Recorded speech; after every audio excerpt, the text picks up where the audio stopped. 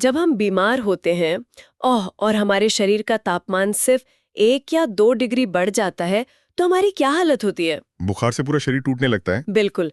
मतलब मांसपेशियों में दर्द होता है और हम बिस्तर से उठ नहीं पाते। हम थर्मोमीटर देखते हैं और वो सिर्फ 1 डिग्री की बढ़त हमें तुरंत डॉक्टर के पास भागने पर मजबूर कर देती है। हम पैनिक कर जाते हैं क्योंकि हमें पता है कि शरीर का नाजुक बैलेंस बिगड़ चुका है। और ऐसा होना स्वाभाविक भी है क्योंकि वो 1 डिग्री सिर्फ एक नंबर नहीं होता। वो इस बात का साफ संकेत है कि शरीर के अंदर कोई बहुत बड़ा इन्फेक्शन फैल रहा है और हमारी जो प्रतिरक्षा प्रणाली है यानी हमारा इम्यून सिस्टम वो उससे लड़ने की हताश कोशिश कर रहा है। हाँ, एकदम सही कहा। लेकिन जब बात हमारी अपनी पृथ्वी की आती है तो हम उस थर्मोमीटर को पूरी तरह से इग्नोर कर देते हैं। तो आज के इस नए डीप डाइव में हम हमारी पृथ्वी को चढ़े इसी बुखार की बात करने वाले हैं। बिल्कुल, और आज का विषय बहुत ही खास है। हाँ, क्योंकि आगे वाले पास चर्चा के लिए कोई सामान्य न्यूज़ आर्टिकल या ओपिनियन पीस नहीं है। इसके बजाय हम यूपीएससी और स्टेट पीसीएस जैसी सर्वोच्च प्रतियोगी परीक्षाओं के लिए तैयार की गई जलवायु परिवर्तन और ग्लोबल वार्मिंग की कुछ बहुत ही विस्तृत प्रेजेंटेशन स्लाइड्स का विश्लेषण कर रहे हैं। ये स्लाइड्स सच में बहुत गहराई से बनाई गई हैं। हाँ, और हमारा मकसद सिर्फ किसी परीक्षा को पास करना नहीं है। मतलब हमारा लक्ष्य उस जटिल विज्ञान और हमारी पृथ्वी के सर्वाइवल मैनुअल को समझना है। और इन दस्तावेजों की शुरुआत में ही पहली स्लाइड पर एक ऐसा आंकड़ा है जो सच में खतरे की घंटी बजाता है। आप 1750 वाले आंकड़े की बात कर रही हैं, है ना? हाँ, औद्योगिक क्रांति यानी साल 1750 के बाद से हमारी पृथ्वी का औसत तापमान 1.1 डिग्री सेल्सियस बढ़ चुका है। और ये आंकड़ा अपने आप में बहुत कुछ कहता है। देखिए, 1750 का साल एक बड़ा बेंचमार्क है क्योंकि ये वो समय था जब हमने बड़े पैमाने पर कोयला जलाना और भाप के इंजन चलाना शुरू किया था। मतलब ये बुखार रातों रात नहीं आया है? बिल्कुल नहीं। वैज्ञानिक इसे एंथ्रोपोजेनिक मानते हैं। यानी ये पूरी तरह से मानव निर्मित संकट है। आज हम सिर्फ ये चर्चा नहीं करेंगे कि दुनिया गर्म हो रही है, ये तो हम सब जानते ही हैं। हाँ, वो तो सबको पता है। आज हम उस मैकेनिज्म को समझेंगे कि ये गर्मी आखिर काम कैसे करती है, इसके पीछे की भौतिकी क्या है और ये कैसे हमारे रोजमर्रा के जीवन को प्रभावित कर रही है। तो चलिए, ओके, लेट्स अनपैक दिस। सबसे पहले इस गर्माहट के विज्ञान को समझते हैं। हम हमेशा ग्रीन हाउस इफेक्ट के बारे में सुनते हैं। हाँ, बहुत आम शब्द है। पहले मैं इसे एक बंद कार के उदाहरण से समझती थी, लेकिन इन प्रेजेंटेशन स्लाइड्स को पढ़ने के बाद मुझे लगता है कि इसे सर्दियों की एक भारी रजाई से समझना ज्यादा बेहतर होगा। अरे वाह, ये रजाई वाला उदाहरण बहुत ही सटीक है ना? क्योंकि सर्दियों में जब हम रजाई ओढ़ते हैं तो रजाई खुद कोई गर्मी पैदा नहीं करती। वो सिर्फ हमारे शरीर से निकलने वाली गर्मी को बाहर कमरे में जाने से रोक देती है। एकदम सही। और वैज्ञानिक रूप से हमारा वायुमंडल बिल्कुल उसी रजाई की तरह काम करता है। अगर हम इस प्रक्रिया की भौतिकी में जाएं, तो स्लाइड 3 के अनुसार सूर्य से जो किरणें पृथ्वी तक आती हैं, वे शॉर्ट वेव यानी लघु तरंगों के रूप में होती हैं। अच्छा, शॉर्ट वेव। हाँ, चूंकि सूर्य अत्यधिक गर्म है, उसकी ऊर्जा बहुत तेज होती है और ये हमारे वायुमंडल को आसानी से पार करते हुए हमारी जमीन और समुद्रों तक पहुंच जाती है। फिर पृथ्वी इन किरणों को सोखकर गर्म हो जाती है। और समस्या तब शुरू होती है जब पृथ्वी इस ऊर्जा को वापस अंतरिक्ष में धकेलने की कोशिश करती है। क्योंकि पृथ्वी सूर्य जितनी गर्म तो है नहीं, इसलिए जब वो ऊर्जा वापस छोड़ती है तो हाँ, वो लॉन्ग वेव इंफ्रारेड रेज में बदल चुकी होती है। आपने बिल्कुल सही नब्ज पकड़ी है। वे लंबी और सुस्त अवरक्त तरंगें आसानी से अंतरिक्ष में वापस नहीं जा पाती क्योंकि वो रजाई उन्हें रोक लेती है। बिल्कुल। हमारे वायुमंडल में मौजूद कुछ गैसें, जिन्हें हम ग्रीन हाउस गैसें कहते हैं, उनकी आणविक संरचना ऐसी होती है कि वे इन लंबी तरंगों को पकड़ लेती हैं। वे उस गर्मी को सोखती हैं और वापस पृथ्वी के सतह की तरफ फेंक देती हैं। तो एक तरह से ये प्रक्रिया जीवन के लिए जरूरी भी थी। हाँ, लाखों सालों से इसी प्राकृतिक ग्रीन हाउस प्रभाव ने पृथ्वी को बर्फ का गोला बनने से रोका हुआ था। ये जीवन के लिए बहुत जरूरी था। लेकिन हमने अपनी औद्योगिक गतिविधियों और प्रदूषण से उस हवा की रजाई तो इतना मोटा कर दिया है कि अब हम उसके अंदर घुटने लगे हैं। बिल्कुल सही कहा आपने। लेकिन एक मिनट, अगर हम इतिहास देखें तो पृथ्वी का तापमान तो सदियों से प्राकृतिक रूप से भी बदलता रहा है। मेरा मतलब है, ज्वालामुखी भी तो फटते हैं जिनसे भारी मात्रा में गर्मी और गैसें निकलती हैं। तो क्या हम सारा दोष सिर्फ इंसानों पर मढ़ सकते हैं? देखिए, ये तर्क अक्सर जलवायु परिवर्तन को नकारने वाले लोग देते हैं। हाँ। पृथ्वी की कक्षा में बदलाव या सौर विकिरण में उतार चढ़ाव प्राकृतिक कारण जरूर हैं, लेकिन ज्वालामुखियों का विज्ञान बहुत ही दिलचस्प है। अच्छा, वो कैसे? जब एक बड़ा ज्वालामुखी फटता है तो वो भारी मात्रा में राख और एरोसॉल वायुमंडल के ऊपरी हिस्से में फेंक देता है, जिसे हम स्ट्रेटोस्फीयर कहते हैं। ये राख दरअसल सूर्य की शॉर्टवेव किरणों को पृथ्वी तक पहुंचने से पहले ही वापस अंतरिक्ष में रिफ्लेक्ट कर देती है। अरे, मतलब वो एक ढाल का काम करती है। हाँ। इसे एल्बिडो इफेक्ट कहते हैं। और इसी कारण से ज्वालामुखी फटने के बाद पृथ्वी अक्सर कुछ सालों के लिए ठंडी हो जाती है, गर्म नहीं। ओ, मतलब प्राकृतिक कारण इस मौजूदा गर्मी को जस्टिफाई नहीं करते? कतई नहीं। आज की जो 1.1 डिग्री की वार्मिंग है, उसका ग्राफ सीधे तौर पर हमारे कोयले और पेट्रोल के अंधाधुंध इस्तेमाल से मेल खाता है, और तेजी से हो रहे औद्योगिकीकरण और वनों की कटाई से भी। हाँ, जंगल तो पृथ्वी के फेफड़े हैं। बिल्कुल। और सबसे बड़े कार्बन सिंक भी। हम एक तरफ धुआं उगल रहे हैं और दूसरी तरफ उस धुएं को सोखने वाले पेड़ों को ही काट रहे हैं। ये एक तरह की आत्महत्या है। सच में। और यहाँ पर विज्ञान सच में बहुत ही ज्यादा हैरान करने वाला हो जाता है। जब मैंने इन दस्तावेजों में स्लाइड 4 पर गैसों के गणित को देखा तो मेरा नजरिया पूरी तरह बदल गया। आप GWP वाले चार्ट की बात कर रही हैं? हाँ, हम हमेशा यही सुनते हैं कि कार्बन डाइऑक्साइड यानी CO2 सबसे बड़ी विलन है, क्योंकि ग्लोबल वार्मिंग में इसकी हिस्सेदारी 76% है। लेकिन गहराई में जाने पर मुझे एक नया पैमाना मिला, GWP यानी ग्लोबल वार्मिंग पोटेंशियल। ये जलवायु विज्ञान का एक बहुत ही अहम पहलू है जिसे आम लोग अक्सर अनदेखा कर देते हैं। बिल्कुल। मतलब इसका सीधा सा अर्थ ये है कि 1 टन CO2 के मुकाबले कोई दूसरी गैस कितनी ज्यादा गर्मी सोख सकती है ना? एकदम सही।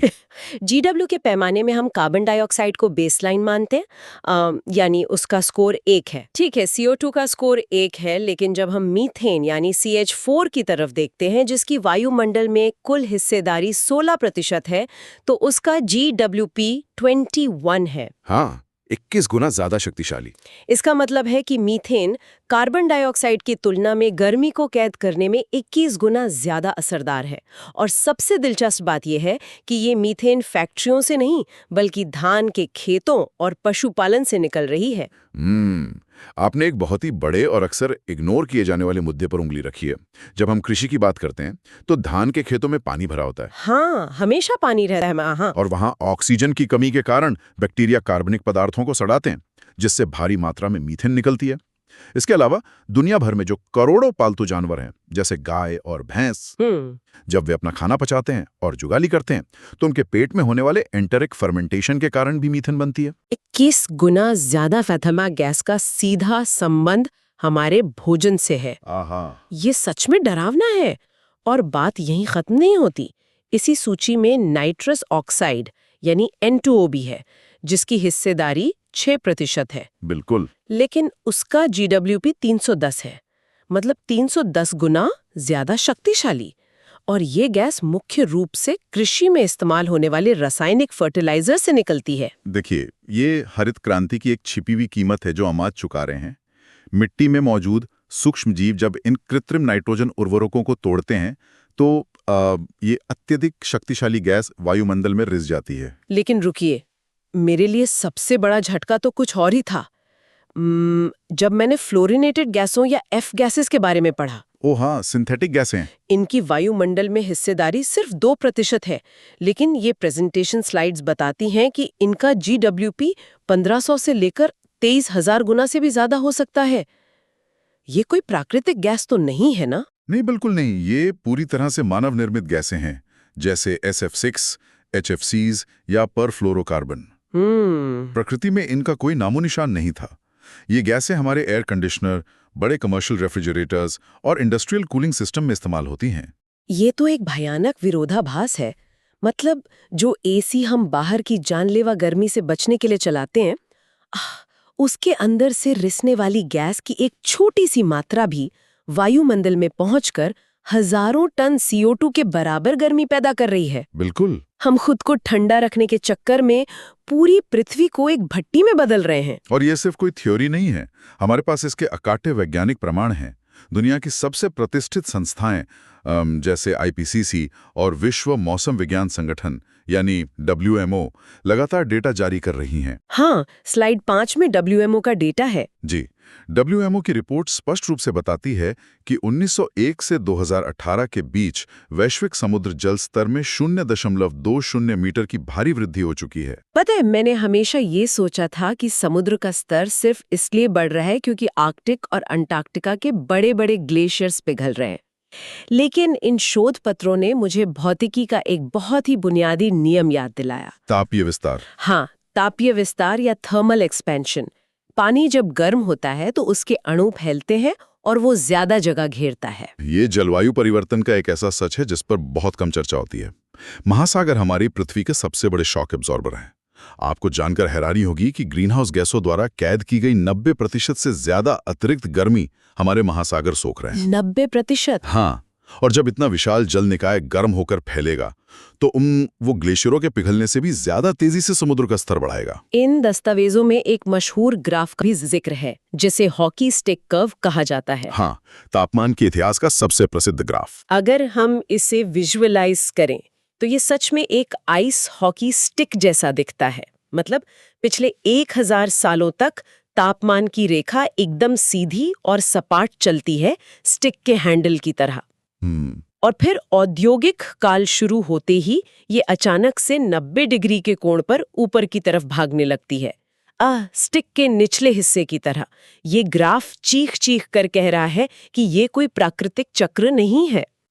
और इसी हॉकी स्टिक कर्व की भयावहता को देखते हुए IPCC की AR6 रिपोर्ट ने एक अंतिम चेतावनी जारी की है। क्या चेतावनी है वो? चेतावनी यह है कि अगर हमें इस सदी में तापमान वृद्धि को 1.5 डिग्री सेल्सियस के भीतर रोकना है तो दुनिया को हर हाल में 2030 तक अपने ग्रीनहाउस गैस उत्सर्जन में 2019 के स्तर से 43% की कटौती करनी होगी। 43% की कटौती? और हमारे पास तो अब 1 दशक से भी कम का समय बचा है। हाँ, समय बहुत कम है। ये एक लगभग असंभव लगने वाला लक्ष्य है। तो चलिए इन वैश्विक आंकड़ों, ग्राफ्स और प्रतिशत से थोड़ा बाहर निकलते हैं और जमीनी हकीकत का सामना करते हैं। बिल्कुल, जमीनी असर समझना सबसे जरूरी है। इस 1.1 डिग्री की गर्माहट का खामियाजा असल में कौन भुगत रहा है? अगर हम महासागरों से ही शुरू करें तो मुझे एक बहुत ही परेशान करने वाला कॉन्सेप्ट मिला इन स्लाइड्स में। महासागरों को ऑस्टियोपोरोसिस हो रहा है। महासागरीय अम्लीकरण यानी ओशन एसिडिफिकेशन को समझाने के लिए ये एक बहुत ही बेहतरीन एनालॉजी है। कैसे? थोड़ा विस्तार से बताइए। देखिए, ऑस्टियोपोरोसिस में जैसे इंसान की हड्डियां खोखली और कमजोर हो जाती हैं, ठीक वैसा ही समुद्र के जीवों के साथ हो रहा है। वायुमंडल में जो अरबों टन अतिरिक्त CO2 है, उसका एक बहुत बड़ा हिस्सा महासागर सोख लेके हैं। जब ये कार्बन डाइऑक्साइड पानी के साथ मिलती है तो एक रासायनिक प्रतिक्रिया होती है जिससे कार्बोनिक एसिड बनता है। ये एसिड समुद्र के पानी का pH स्तर तेजी से गिरा रहा है। और इसका सीधा असर उन समुद्री जीवों पर पड़ता है जिन्हें अपने शरीर का कवच यानी शेर बनाने के लिए कैल्शियम कार्बोनेट की जरूरत होती है ना? बिल्कुल सही। कार्बोनिक एसिड पानी में मौजूद कार्बोनेट आयनों को चुरा लेता है। इसके बिना प्रवाल भित्तियां यानी कोरल रीफ्स, जिन्हें हम समुद्र का वर्षावन कहते हैं, वे अपने कैल्शियम के ढांचे नहीं बना पाती। वो कमजोर हो जाती हैं। हाँ, उनका विकास रुक जाता है, वे कमजोर होकर टूटने लगती हैं और अंततः घुल जाती हैं। इसके अलावा पानी के अत्यधिक गर्म होने से ऑक्सीजन की घुलनशीलता भी कम हो रही है। मतलब पानी में ऑक्सीजन कम हो रहा है? जी, समुद्रों में एनॉक्सिक वाटर्स या ऑक्सीजन रहित विशाल क्षेत्र बन रहे हैं जिन्हें हम डेड जोन्स कहते हैं। वहां कोई भी समुद्री जीव जिंदा नहीं रह सकता। ये तो समुद्र की गहराई का हाल है, लेकिन जमीन पर हालात और भी ज्यादा खौफनाक हैं। इन दस्तावेजों में भारत के संदर्भ में जो प्रभाव बताए गए हैं वो तो सच में रोंगटे खड़े कर देने वाले हैं। भारत पर इसका प्रभाव बहुत गंभीर होने वाला है। भारत एक कृषि प्रधान देश है और आंकड़े बताते हैं कि तापमान बढ़ने से भारत में चावल के उत्पादन में 30% तक की भारी गिरावट आ सकती है। ये सिर्फ एक आर्थिक नुकसान नहीं है, ये एक भयानक मानवीय संकट की दस्तक है। जरा सोचिए, भारत की 1 अरब से ज्यादा की आबादी का मुख्य भोजन चावल है। बिल्कुल। अगर उत्पादन में 30% की कमी आती है तो हमारे सामने ऐसा खाद्य संकट खड़ा होगा जिसकी हमने कल्पना भी नहीं की है। भुखमरी, महंगाई और सामाजिक अस्थिरता इसके सीधे परिणाम होंगे। और जो लोग गांवों से पलायन करके शहरों में आएंगे, उनके लिए शहर पहले से ही भट्टियों में तब्दील हो चुके हैं। आप अर्बन हीट आइलैंड या शहरी ऊष्मा द्वीप के प्रभाव की बात कर रहे हैं? हाँ, ये एक बहुत ही गंभीर समस्या बनती जा रही है आज के समय में। और इसके पीछे का विज्ञान बहुत सीधा है। शहरों में कंक्रीट और डामर की सड़कें दिन भर सूरज की गर्मी को सोखती हैं। सही कहा। जहां गांव में पेड़ पौधे वाष्पोत्सर्जन यानी ट्रांसपिरेशन के जरिए हवा को ठंडा रखते हैं, वहीं शहरों में पेड़ों की जगह शीशे और स्टील की गगनचुंबी इमारतों ने ले ली है। और ये इमारतें हवा के प्राकृतिक बहाव को भी रोक देती हैं। बिल्कुल।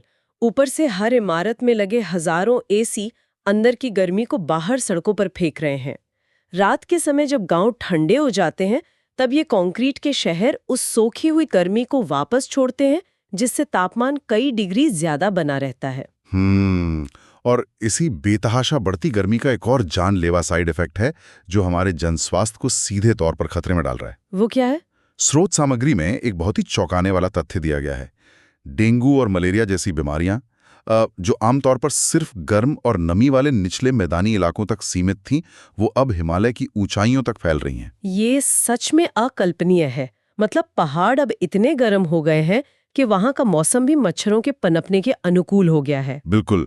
जो इलाके अपनी ठंडी जलवायु के लिए जाने जाते थे, वहां अब ट्रॉपिकल बीमारियां पहुंच रही हैं। और अगर हम पहाड़ों से उतरकर भारत की तटरेखा की तरफ जाएं, तो तबाही का एक अलग ही मंजर हमारा इंतजार कर रहा है। हाँ, भारत की तटरेखा करीब 7,516 किलोमीटर लंबी है, जो दुनिया की सबसे लंबी तटरेखाओं में से एक है। समुद्र के बढ़ते जल स्तर के कारण सदी के अंत तक मुंबई, चेन्नई और कोची जैसे बड़े महानगरों के बड़े हिस्से डूबने के कगार पर होंगे। शोध के अनुसार तटीय इलाकों में बसे करीब 3.5 करोड़ लोग के विस्थापन का संकट मंडरा रहा है। 3.5 करोड़ लोग। ये कोई छोटी संख्या नहीं है। बिल्कुल नहीं। ये कनाडा या ऑस्ट्रेलिया जैसे पूरे विकसित देशों की कुल आबादी के बराबर है। जब इतने सारे लोग अपने डूबते घरों को छोड़कर अंदरूनी इलाकों की तरफ भागेंगे, तो जमीन, पानी और संसाधनों को लेकर जो संघर्ष होगा, वो हमारी कल्पना से परे है। ये सिर्फ एक पर्यावरणीय मुद्दा नहीं है, ये राष्ट्रीय सुरक्षा और हमारे अस्तित्व का मुद्दा है। इस भयावह तस्वीर को देखने के बाद सबसे बड़ा सवाल यही उठता है कि क्या हम इस विनाशकारी ट्रेन को खाई में गिरने से पहले रोक सकते हैं? मेरा मतलब है, क्या अंतर्राष्ट्रीय स्तर पर कोई गंभीर प्रयास हो रहे हैं? प्रयास तो हो रहे हैं। हाँ, मैंने बहुत सुना है। वो एक ऐतिहासिक शुरुआत थी। क्योटो प्रोटोकॉल UNFCCC यानी संयुक्त राष्ट्र फ्रेमवर्क कन्वेंशन के तहत एक बहुत बड़ा मील का पत्थर था।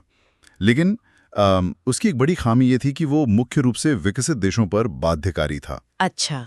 इसके बाद जो सबसे व्यापक और महत्वपूर्ण समझौता हुआ वो था 2015 का पेरिस समझौता या COP21। पेरिस समझौता। इसका लक्ष्य बहुत ही स्पष्ट और महत्वाकांक्षी है। इस सदी के अंत तक वैश्विक तापमान वृद्धि को पूर्व औद्योगिक स्तर से 2 डिग्री सेल्सियस से काफी नीचे रखना और इसे हर हाल में 1.5 डिग्री सेल्सियस तक सीमित करने का कठोर प्रयास करना। वही 1.5 डिग्री का लक्ष्य जिसके लिए हमें 2030 तक 43% उत्सर्जन कम करना है। लेकिन पेरिस समझौते की सबसे बड़ी कमजोरी क्या है? ये लक्ष्य हर देश ने खुद तय किए ना, जिन्हें INDC कहा जाता है। हाँ, राष्ट्रीय स्तर पर निर्धारित योगदान, और यही सबसे बड़ा घर्षण बिंदु है। कैसे? क्योंकि ये लक्ष्य कानूनी रूप से बाध्यकारी नहीं हैं, ये स्वैच्छिक हैं। और जब दुनिया के सबसे बड़े उत्सर्जक देश जैसे अमेरिका या चीन राजनीतिक बदलावों के कारण अपनी जलवायु नीतियों से पीछे हट जाते हैं, तो पूरी वैश्विक रणनीति कमजोर पड़ जाती है। यहाँ पर क्लाइमेट फाइनेंस या जलवायु वित्त का मुद्दा भी बहुत अहम हो जाता है, क्योंकि विकासशील देश जैसे भारत या अफ्रीकी राष्ट्र विकसित देशों से कहते हैं कि देखिए, आपने पिछले 150 सालों तक अंधाधुंध कोयला जलाकर खुद को अमीर बना लिया और पृथ्वी को इस हालत में पहुंचा दिया। अब जब हमारी विकास करने की, हमारे लोगों को गरीबी से निकालने की बारी आई है, तो आप कह रहे हैं कि हम कार्बन उत्सर्जन ना करें। ये एक बहुत ही जस्त तर्क है, और इसीलिए इन स्लाइड्स में समाधान के 3 मुख्य स्तंभों की बात की गई है, जिनमें से पहला स्तंभ नीति या पॉलिसी है। नीति में क्या बदलाव जरूरी है? विकसित देशों को ऐतिहासिक जिम्मेदारी लेते हुए भारी मात्रा में क्लाइमेट फाइनेंस की गारंटी देनी होगी। विकासशील देश रातों रात महंगी ग्रीन तकनीक नहीं अपना सकते। उन्हें इसके लिए वित्तीय मदद और तकनीक के हस्तांतरण की जरूरत है। और दूसरा स्तंभ तकनीक है। हमें सिर्फ 16 पैनल बनाने तक सीमित नहीं रहना है, हमें अपने पूरे पावर ग्रिड को बदलना होगा, जीवाश्म ईंधन से पूरी तरह छुटकारा पाना होगा और इलेक्ट्रिक वाहनों के लिए चार्जिंग इंफ्रास्ट्रक्चर से लेकर उच्च क्षमता वाली बैटरियों का निर्माण करना होगा। बिल्कुल। लेकिन ये सब तब तक अधूरा है जब तक हम तीसरे और सबसे मुश्किल स्तंभ पर काम नहीं करते, व्यवहार, यानी हमारा अपना बिहेवियर। सही कहा। सरकारों की नीतियां और तकनीक तब तक काम नहीं करेंगी जब तक समाज सस्टेनेबल डेवलपमेंट या सतत विकास को अपनी जीवन शैली का हिस्सा नहीं बनाता। ऊर्जा की बर्बादी को रोकना और सबसे बढ़कर बड़े पैमाने पर वनीकरण करना, हमें अपने खोए हुए कार्बन सिंक को वापस लाना ही होगा। इन शोध दस्तावेजों के अंत में एक पंक्ति लिखी है जिसने मुझे गहराई तक झकझोर दिया। उसमें लिखा है, हम पृथ्वी की अंतिम पीढ़ी नहीं है, बल्कि पृथ्वी को बचाने वाली पहली पीढ़ी बन सकते हैं। ये एक बहुत ही शक्तिशाली विचार है। हाँ, ये वाक्य हमें याद दिलाता है कि पर्यावरण संरक्षण सिर्फ संयुक्त राष्ट्र या हमारी सरकारों की जिम्मेदारी नहीं है। ये हम सबकी व्यक्तिगत जिम्मेदारी है। हाँ, हमें अपने व्यक्तिगत कार्बन फुटप्रिंट का हिसाब रखना होगा। आज के इस डीप डाइव में हमने 1.1 डिग्री के उस बुखार से शुरुआत की थी, ग्रीनहाउस गैसों की उस भारी रजाई को समझा और 30% कृषि गिरावट से लेकर 3.5 करोड़ लोगों के विस्थापन के भयावह भविष्य को देखा। लेकिन इस चर्चा को खत्म करने से पहले मैं चाहता हूं कि हमारे श्रोता एक बहुत ही गंभीर विचार के साथ जाएं। बताइए। अगर सिर्फ 1.1 डिग्री सेल्सियस की वार्मिंग ने ही समुद्र का स्तर बढ़ा दिया है, प्रवाल भित्तियों को ऑस्टियोपोरोसिस दे दिया है और हिमालय की बर्फीली वादियों में डेंगू के मच्छरों को पहुंचा दिया है, तो जरा सोचिए। अगर दुनिया के बड़े देशों की नीतियां कागजों पर ही धरी रह जाती हैं और हम उस 1.5 डिग्री वाले लक्ष्य से चूक जाते हैं, जिसके लिए अगले कुछ ही सालों में 43% कटौती अनिवार्य है, तो हमारी पृथ्वी का रूप कैसा होगा? ये सच में एक डरावना ख्याल है। क्या हमारी आने वाली पीढ़ियों के लिए, जिन्हें हम इस धरती पर छोड़कर जाने वाले हैं, ये छोटे छोटे शहरी ऊष्मा द्वीप पूरी पृथ्वी का सामान्य तापमान बन जाएंगे? क्या हमारी आज के जीवन शैली का अंधा आराम हमारे कल के अस्तित्व की कीमत पर आ रहा है? क्या हमने अपनी सहूलियत के लिए अपने ही घर में आग लगा दी है? ये वो सवाल हैं जो उस 1.1 डिग्री के बुखार की तरह हमें रात भर बेचैन करना चाहिए। बिल्कुल। इसी विचार और इस उम्मीद के साथ कि हम सच में पृथ्वी को बचाने वाली पहली पीढ़ी बनेंगे, हम आज का ये डीप डाइव यहीं समाप्त करते हैं। सीखते रहिए और अपनी दुनिया को सुरक्षित रखने के लिए सवाल पूछते रहिए।